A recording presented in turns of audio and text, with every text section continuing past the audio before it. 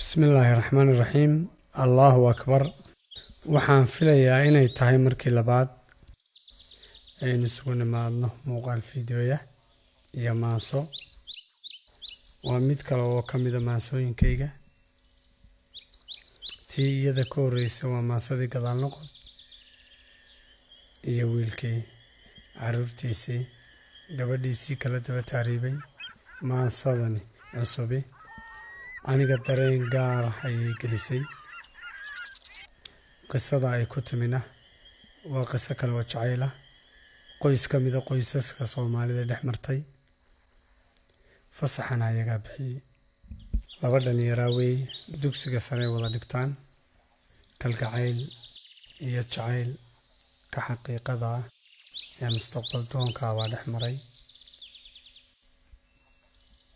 hab dhaqan ku saabsan, hab akhlaaqeed ku saabsan, nolol doonidii ka muuqato, niyadda iyo qalbiga. sanadkii dugsiga sare intuu dhammaanay waa wada socdeen. kalgacaylkooda mid buu ahaa, farxadooda mid bay ahayd, xanuunkooda mid buu ahaa, noloshoodana mid bay ahayd. waxay ku kala duwanaayeen labada goobood ay kala seexdaan oo ahaa mid walba guriga waalidkii. dugsigii sare waxa uu dhammaaday iyadoo midba midka kale qalbigiisa ku jiro. wiilku waa danyar, iyadoo wax badan ma dhaanto. scholarship buu helay inuu waalid kala shaqeeyey. dalka Hindiya ayuu scholarship ka helay. waa ballameen, waxay isku ogaadeen anna wax baan kuu soo dhiganayaa, adna halkan wax ka sii baro, waanaynu isku maqannay. waad qiyaasi kartaa laba qof oo muddo wada socday, jacayl xaqiiqi ka socday kala taagitoogeed. waxbuu soo kordhiyey kala dheeroonteedii iyo kala maqnaantoodii. wuxuu soo kordhiyey hilow, boholyow iyo khilaaf hor leh oo uu qayb ka yahay jacaylka faraha badan leh iyo kala maqnaanshaha fogi. sabab intaasi u tahay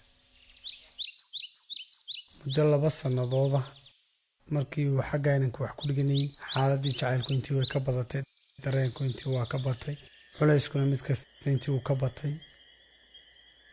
mar iyo lababa iyada waalidkeeda arrimo guri waa la soo hadal qaaday oo iyada xaggeeda kamaysa qarina way u sheegtay mid iyo labadaaba. isna culaysku korodh. inantii taagta waxay isbaatay inay ninkan culays saarto si isagoo halkaa u jooga ay waradiisa u noqoto, meher ugu dhaco, iyadoo ka walwal qabta weydinayso waaye xumaan kalena aanay uga jeedin. culays bay saartay. sidan kuguma sugi karayadaa badatay.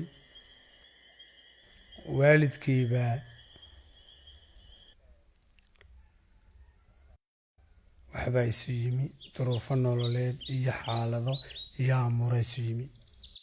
yarkii culays baa ku kordhay, warwar baa ku kordhay, fikir baa ku kordhay, dan iyo xaalad baa ku kordhay. hawshiisina dhan buu ka wataa.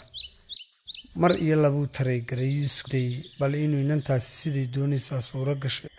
adduun baase gabay. jeebadda aabbihiina wax badani kuma jiraan, tawayadiina hadalkeeda badaa. curad baa ka weyn, isna adduun ma hayo.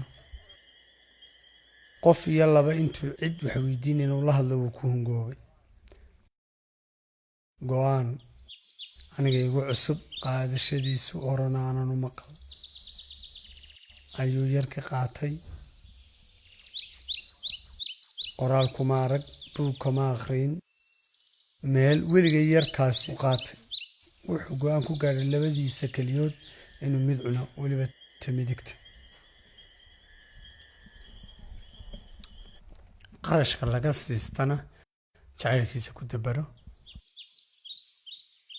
dhakhtar buu tegay, xaaladaas u bandhigay. ninkii dhakhtarka ah wuxuu ku yidhi mar kale soo fikroy kaale. uu soo fikray, uu ku noqday, wuu celiyey, wuxuu ku yidhi soo fikir. uu soo fikray, uu ku noqday, soo qaada looyarkuu noqda. waa kaxaysta miduu fikirkiisa ka dhaadhiciyey.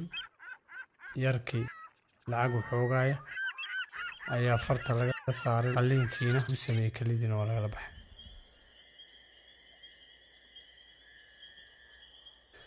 fasaxeer jaaniskiisiibuu ku beegay, big buu soo yidhi, diyaaraddii buu soo raacay isagoo bilaa keliya.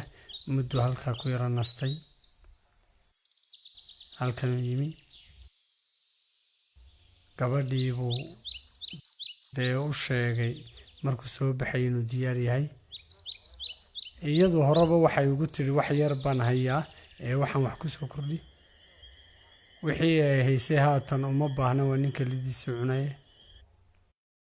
waa u fadhiistay, qurux baa loogu meheriyey, sacabkaa loo tumay, sawiraa la qaaday, waa la isugu yimi, asxaabtaa hambalyaysay. qayb naftiisa ka mid ah ayuu qofkiisii ku helay. waa nin iyo gabadhiisii kulme noqoy, jaamacaddiisiiba ku noqday, intiibay uur yeelatay. waxbarashadii iyadu ay wadatay way ka hadhay markay gabadh culus noqotay. markuu ogaaday inay xilligii gabadhiisu soo dhadhowday tahay, ayuu mar soo yara big yidhi, xaaladdeedu ka warhelay, waxbarashadiiba ku noqday. ilmihii wuxuu dhashay isagoo jaamacaddii ku jira.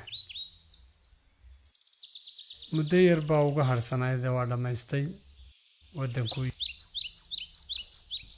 guri buu la galay. iyada iminka culayskii intuu maqnaa waa ka raysatay, waa qofkeedii. cabsi badan oo waad waayi meesha ma taallo, laakiin dareenka jacaylku iyo qalbiyadu sidii bay maqnaanshaha isu tabayaan. waayahay, guri bay galeen, nolol fiican oo qurux badan bay qaybsadeen. muddo 2 sannadooda oo ilmihii ay leeyihiin ka tegay inankii, xaalad caafimaad baa la soo daraystay. wuu yara adkaystay, dhakhtarka waa ka meermeeray. markii dambena yaaliin buu soo dhacay. soo dhicidii uu soo dhacay baa dhakhtarka la geeyey. aabbihii hooyadiiba waa nool yihiin. dhakhtarka la isugu tegey. markii dhakhtarkii la geeyey, baaritaankii dhakhtarka kadib wuxuu ku yidhi ninkan waalidkii mi waa kan baa la yidhi, tanna waa gabadhiisii. wuxuu yidhi ninkan keli baa ka maqan,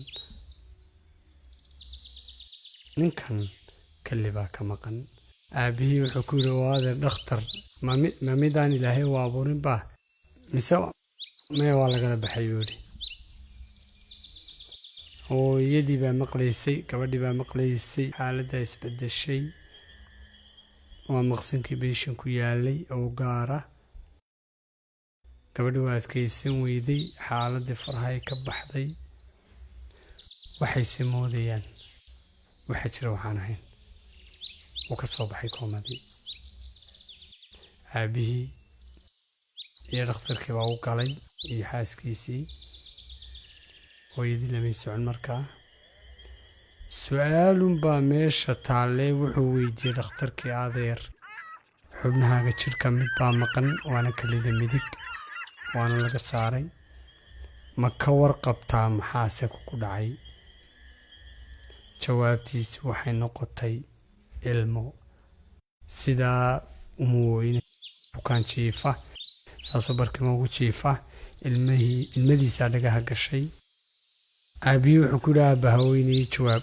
wuxuu ku yidhi aabba gaa cunay, lacag baana siistay si aan xaaskaygaa ugu helana. anigaa kelidaydii dhakhtarka iibiyey, adduunlaaniya jeebkaygaana sababay. gabadhana maan ka maarmi karayn. inankaa caday sinta ku sidaana ka dhashay ee sanadkii waxoogaaga sanad jira. waxyaab labay noqotay. inantii mar allaaliya markii ay maqashay kelidii reerkaygan u saaray si aan u helo, way qaraacantay, koomay geli gaadhay. xataa dhakhtarka uu calooladay lagu tiriyaa ilmaa ka timi. ninkii dhakhtarka ahaa inankii aabbihii wuxuu ku yidhi uma baahnin su'aalo fara badan, sabab iyo amuurtaa looma baahna. ninkani keli buu baahanyay, waxaana xanuunaya sakaraadka uu yahay waa kelidiisii, mana noolaanaya haddaanu kelidii helin.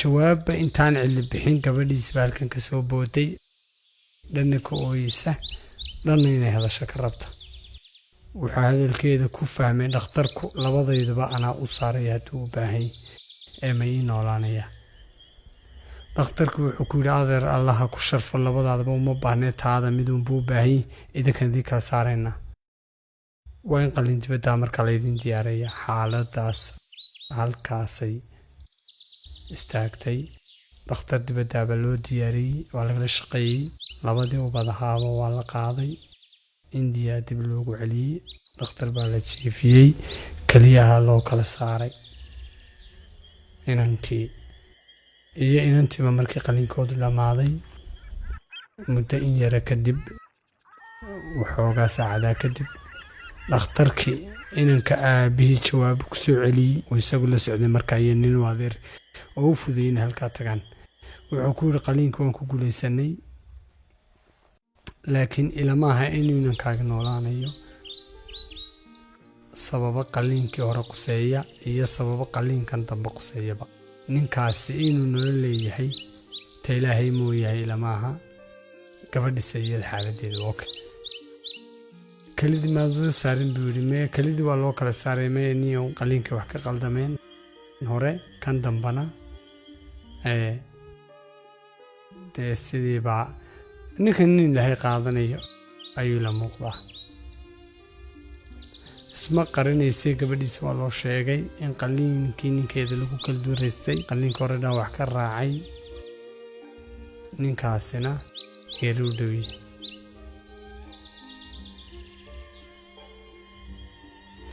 maansadu labadaa qof waxay is idhaahdeen iyo xaaladdaa ayay horta qusaysaa qisadii maansadaba gabadhaa fasaxday oo annagu is aragnay wuxuu ku leeyahay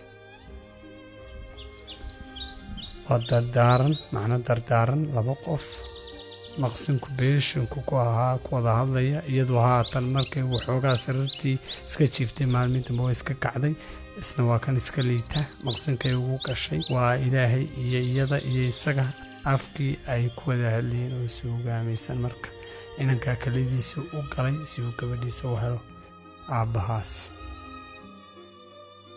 nolosha bilaadanku uga dardaari weliyey inuu ka tegayo inkastoo aqoontana ilaahay bilaadanku siiyo haddana loo sheegay geeridiisa wuxuu yidhi hasaluugin qalinkiiyo qadarkiiyo wixii dhacay hasaluugin qaybkiiyo wixii nolosha kuu qoran rabbi baa naf qaadee ha qawadin haddaan tago waa qaali samurkiyo ha ka tegin mid qaraweyn ballan iigu qaadoo indhahaagu yay qubin ilmo dhabanka qoyso qayliyo baroor qudha qowlkaagu yuu noqon ballan iigu qaadoo haddaad tahay qofkaygii dibintood qaniintiya ha isqoomamaynoo qalbigaagu yuu jabin ballan iigu qaadoo quruxdaadu yay lumin qiimahaaga guud iyo qaayahaagu yuu dhicin dabaday ha quusane qosol nolosha oo farax ballan iigu qaadoo markastood khushuuciyo gasho xaalad qiiraa isku qaba indhaha oo qaada waanadaydaas ballan iigu qaadoo wiilkeennu qalanjooy waa astaantii qoyskeeyuu u liidan qayrkii qayladiiyo canaantiyo ka ilaali qowl adag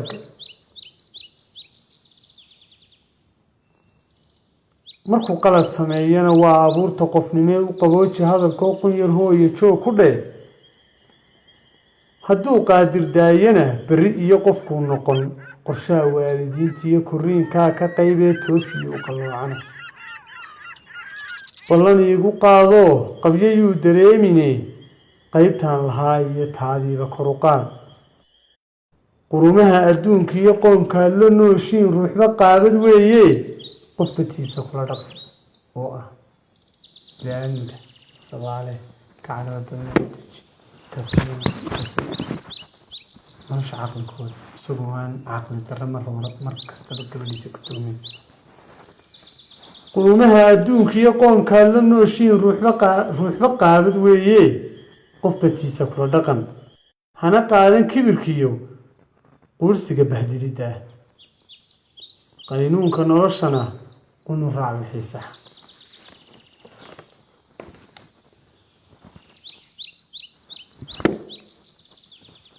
hooyo qaaliyaatee quwaddiisa gaarkaa kugu qayd ilaahay hooyo qaaliyaatee quwaddiisa gaarkaa kugu qayd ilaahay kaa qari dhibaatada kaa qadi balaayada kaa qabay wixii daran kuu sakri quraanjada qur kastiyo wixii nool ruux ilaahay qirayaa qabrigiiyo qiyaamaha ku qasaari maayee waa inoo jannada quman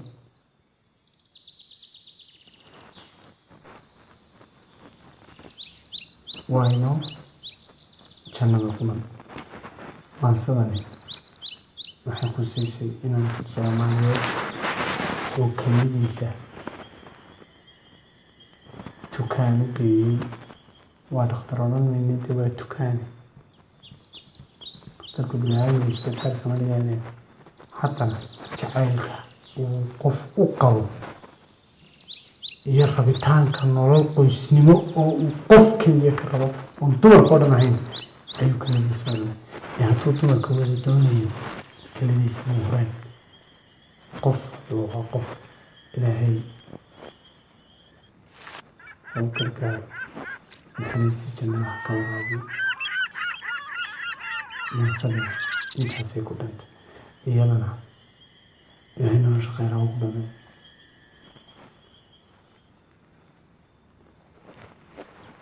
mansadan Mustafa Saleebaan iyo Abokor iyo Shiine ayaa nagu mahadceliyaa oo farsamada iyo toobita lahaa tamartooda iyo waqtigooda geliyay waa banaan wanaagsan